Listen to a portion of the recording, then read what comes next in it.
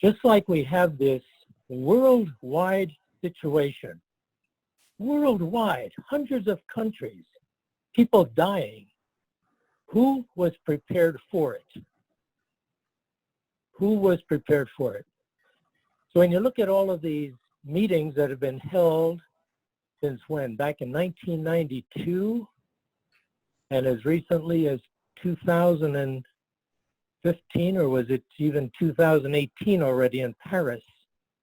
And all these people leading the countries, representing the world population, they sit and talk, and then they leave.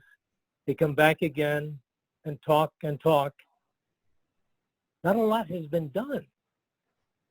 And this is like a pandemic that's just creeping up slower. And the evidence is there. The evidence is there. They're starting to show 1-hour TV programs now on various channels, strictly on the subject of climate change. But I firmly believe that we have to somehow influence policy, because without policy being changed to promote what we're after, it's tough going from the grassroots up. It is tough.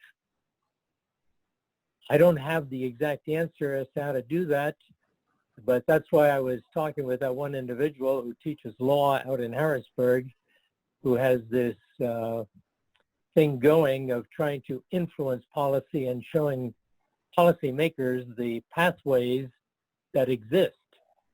They have to start with a law, come down to regulation, and actually start with a constitution, come down to law, then regulation, and then get things moving. But I don't know precisely how to do it, but I keep thinking harder and harder about it.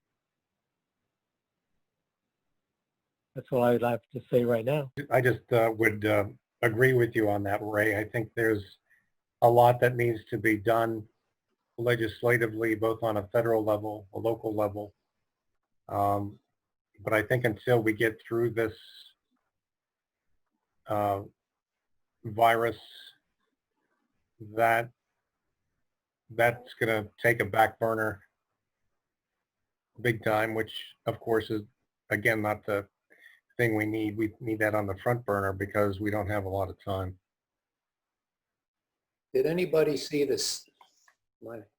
Did anybody see the CNN special on climate change? It was a couple days ago. It was, I don't know, 9 or 10 o'clock at night. They went around. It was Bill Weir who was the kind of the traveling journalist, and he was pointing out, you know, to your point, Ray, how difficult it is to get people to change their approach. And he visited. Yeah, I watched that. I watched it. The thing that impressed me, if people hadn't seen it, he visited a small, I don't know, peninsula or island south of New Orleans. It was like 40 miles south. And the people there are remnants of an Indian tribe that actually ended up there from, as an escape from the Trail of Tears. And they've lived there for generations now, but their island is going underwater. And every year the shoreline gets closer. They're moving their homes up on stilts.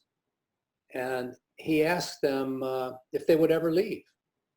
And they said, nope, this is home. We're staying here. They actually had, I think it was like $400 or $500 million federal grant to relocate north to where they would not be in danger of being flooded out.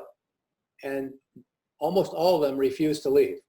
And he interviewed a fellow who was sitting in front of his house up on stilts and asked him, do you think that the increasing water level here has anything to do with the melting glaciers and the melting ice in Antarctica or Greenland? And the guy said, no, I just can't buy that. That doesn't make any sense to me. And, you know, it's just, it's that kind of resistance to accepting the facts that makes this such a difficult mission.